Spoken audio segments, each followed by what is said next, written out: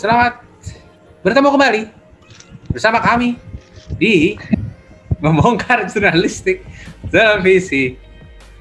Dan sekarang saya bersama dengan tamu istimewa, yaitu Novan Putranto, jeng jeng, dari CNBC Indonesia TV. Terima kasih sudah hadir. Terima kasih. Keren. Saya ini dari kita yang hadir baru Vira, nanti Bapak Carlos dan Bapak Akhir kemungkinan akan bergabung, tapi mudah-mudahan akan segera bergabung dan meramaikan pembahasan sekarang ini. Dalam episode kali ini, intinya sih sebenarnya alasan kenapa kita mengundang Bapak Novan Putranto ini karena banyak hal yang ingin kita tahu.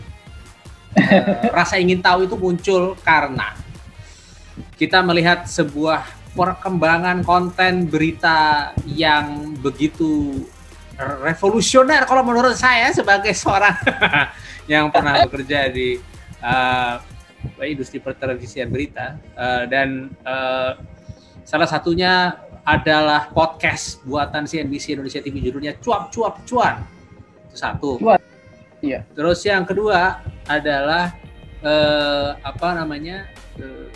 akun di sosial media, bukan hanya ada di Facebook dan Instagram dan Twitter, tapi juga ada di TikTok. Ya, betul. TikTok luar biasa kan. Dan gue melihat sayangnya itu kan TikTok tidak bisa dibuka di website gitu kan. Jadi jadi gue tidak bisa menampilkan gambarnya. Tapi salah satu video yang pernah gue lihat di TikTok dari CNBC Indonesia TV itu adalah seorang jurnalis kayaknya ya, yang menjelaskan tentang apa itu investasi. Jadi dia ada lagunya, terus dia tunjuk-tunjuk tuh, 1, 2, ya, begitu. Nah, menurut kita ini sesuatu yang luar biasa sekali gitu, karena gue latar belakang gue kan dari RCTI. Nah, sementara teman-teman yang lain yang ada di sini tuh kebanyakan dari SCTV. TV yang lebih fokus ke berita. Hai Pak Carlos. Halo, selamat malam. Maaf terlambat. Enggak apa-apa. Ini Bapak Novan Putranto dari CNBC Indonesia TV. Salam kenal. Halo. Iya, malam Mas Novan ya? Iya, betul. Ya. Salam kenal, baru kenal. Ya, Pak Carlos ini kan eksekutif produser nih di SCTV begitu ya. Jadi ya ini gue juga baru cerita nih ke Pak Novan. Bagaimana kita penasaran gitu sebenarnya di balik layar tuh kayak gimana sih ketika memutuskan untuk kita main di TikTok. Padahal itu kan ada nama besar CNBC TV gitu. CNBC, ada nama besar CNBC. Walaupun ini versi CNBC Indonesia gitu, tapi ada CNBC. Apakah terlintas di pikirannya sebelum membuat podcast cuan atau masuk ke TikTok? Bagaimana apakah ini akan cocok dengan nama besar CNBC, dan ya ini beberapa hal yang ada di kepala kita. Jadi mungkin Pak Novan bisa cerita sedikit. Awal mulanya bagaimana? Kita mulai dari situ aja kali. Awal mulanya sebenarnya memang untuk podcast kita sudah ada konsepnya, itu sudah dari akhir tahun lalu ya, 2019 awalnya. Jadi di rapat tahunan gitulah, ketika kita sudah brainstorming ide dan segala macam, intinya kan visi kita tuh mau mendekatkan isu-isu ekonomi ke millennials juga gitu. Karena kan CNBC ini itu kan segmented banget ya, artinya audiensnya segmented. Kita nggak bakalan bisa besar kalau kita nggak mencoba merich audience untuk ngasih tahu mereka bahwa ekonomi itu juga penting buat semua gitu, nggak cuma news politik atau apa gitu. Nah, itu yang coba kita gapai, yaitu mencoba skup penikmat berita ekonomi ini diperluas, yaitu targetnya adalah anak-anak muda gitu. Kenapa milenial? Kenapa anak-anak muda? Padahal yang kita tahu pertama, yang namanya pemirsa televisi itu kalau di TV yang terestrial begitu ya, itu ibu-ibu nomor 1. Terus habis itu kedua bapak-bapak, begitu kan? Iya. Ini challenge ya, makanya kenapa kita ada dalam tanda kutip almost di semua platform gitu, kita mencoba eksistensinya ada. Pertama sebagai media baru gitu kan, kita mencoba memperkenalkan diri. Kemudian kita punya visi juga untuk nge-reach anak-anak yang lebih muda. Pertanyaannya kenapa milenial adalah nanti ke depan, taruhlah 5 tahun lagi mereka akan jadi ya orang-orang eksekutif di top perusahaan gitu kan. Mereka akan jadi pengambil keputusan di sektor ekonomi, entah bagi perusahaannya sendiri atau apa gitu. Karena kan ini lebih ke mencoba memupuk mereka untuk tahu bahwa potensi ekonomi Indonesia ini besar gitu, bahwa ada peluang bisnis, dan kita sebagai media tuh mencoba menjadi solusi. Misalnya orang mau bangun startup, kita coba kasih info mereka gimana sih cari pendanaannya gitu. Kita obrolin bagaimana flow-nya gitu kan, apa sih step-stepnya untuk misalnya lu mau membangun usaha gitu. Hal-hal sederhana itu yang kita mencoba bikin konten yang mendekatkan isu ekonomi yang terlihat eksklusif tadi ke sebuah yang memang ini dekat dengan keseharian anak-anak muda sebenarnya. Main saham juga anak-anak muda, investasi. Mending mana sih deposito atau beli sukuk atau bahkan nabung saham gitu. Lebih cuan mana gitu. Itu yang coba kita perkenalkan gitu kan. Karena memang ya generasi milenial ini kan udah lagi booming gitu. Jadi target audiens kita tuh juga memang generasi selanjutnya gitu, bukan lagi. Karena kalau kita pikirin generasi yang sudah matang, ya kayak generasinya Pak CT lah atau lah, dan gengnya itu kan udah ekonomi banget, artinya udah paham betul apa itu market, apa ini. Sementara yang di bawah-bawahnya ini yang masih perlu kita kasih fondasi supaya kita menciptakan environment audience itu yang punya tahuan. Jadi kalau misalnya mereka merasa butuh kan mereka akan mencari, oh memang gue butuh informasi ini gitu, informasi ekonomi dan segala macam. Itu kira-kira untuk target audiensnya. Sehingga akhirnya berangkatlah kemana kita targeting gitu kan. Oh sekarang trennya orang dengerin podcast. Kenapa dengerin podcast? Karena misalnya mereka traffic jam segala macam, mereka nggak bisa fokus nonton TV, nonton visual gitu kan. Kita beri mereka konten-konten yang memang enak didengar, diperbincangkan gitu kan, dan sifatnya edukasi juga, karena kan peran media juga salah satunya edukasi dan sebagainya.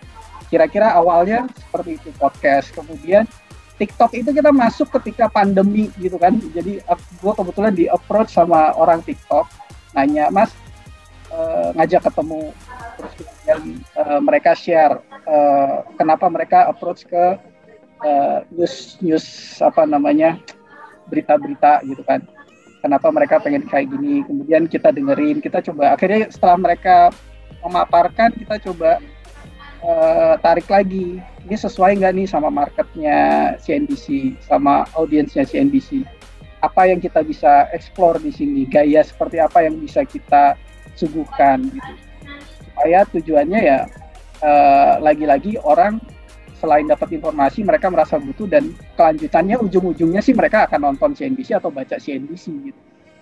Jadi lebih ke presence-nya dulu awal, kemudian dengan cara edukasi pemirsanya, kemudian sehingga harapannya supaya mereka kemudian attach, engage dengan konten-konten CNBC baik di TV maupun di channelnya gitu ya. Kira-kira. Ya, berangkat dari target audience begitu ya. Memang sudah disasar dari awal bahwa kita akan menyasar orang-orang yang akan menjadi penikmat berita di masa depan, gitu kan? Kurang lebih kayak begitu. Nah, itu endorsement untuk akhirnya oke, kita menyasar milenial. Terus kemudian akhirnya ini kan konsekuensinya akan mempengaruhi konten yang akan dibuat, gitu kan? Itu endorsement dari pemilik bagaimana? Terutama Khairul Tanjung atau mungkin pemimpin redaksinya juga. Iya, kalau sama Pak CT sih justru dia juga mengingat, mau juga senang bahwa dengan dia kita bahwa coba bikin konten-konten yang gaya milenial, yang mudah dipahami, bahasanya nggak usah terlalu yang berat, seolah-olah bahwa ekonomi ini hanya milik segelintir orang kaya atau orang berduit atau orang yang main ini, tapi bahasanya dibuat sedemikian rupa dekat dengan anak-anak muda yang memang basically mau belajar ekonomi, tahu bahwa mereka harus mengelola duit mereka. Ya kan orang kalau bicara profit kayaknya level bahasanya tuh udah agak tinggi, tapi kalau bicara cuan, level orang apapun juga, oh iya cuan gue tahu, maksudnya gue dapet untung segala macam. Kira-kira kalau dari sisi Pak Ceteja juga sebenarnya mereka juga mengendorse itu, sehingga jadi di sisi konten mereka bilang kayak kemarin juga dia ingetin bikin paket-paket berita yang gayanya gaya-gaya milenial, gaya-gaya vlog, gaya-gaya kemudian kameranya nggak terlalu nggak kaku kayak kamera-kamera TV kita bikin paket-paket gitu kan, dan temanya juga sederhana. Jalan aja belanja di Indomaret sama Alfamart, itemnya sama, uangnya sama, coba deh dilihat mana yang lebih mahal dan mana yang lebih murah. Artinya yang seperti itu tuh yang mungkin publik tidak terlalu tahu dan terlihat remeh, tapi ternyata secara ekonomi membuat mereka melek juga gitu. Ya bisa, gue kalau dibayangkan gue tuh tantangan tersendiri ya untuk membahas isu ekonomi tapi dengan bahasa yang mungkin lebih renyah. Tapi kalau Vira tadi mungkin bisa menyampaikan ada beberapa berita ekonomi di media lain itu dibawakan secara serius banget, ya nggak, Fir? Kalau gue sih memang agak kaget juga ya, CNBC begitu berani secara agresif mengubah patron gaya berbahasa maupun topik dari suatu berita.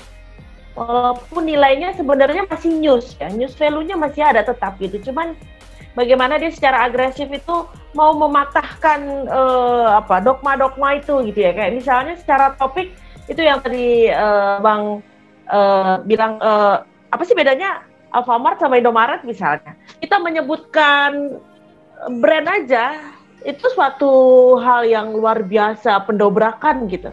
Karena kan seharusnya biasanya nggak boleh misal seperti itu. Dan CNBC itu mampu menyediakan itu ke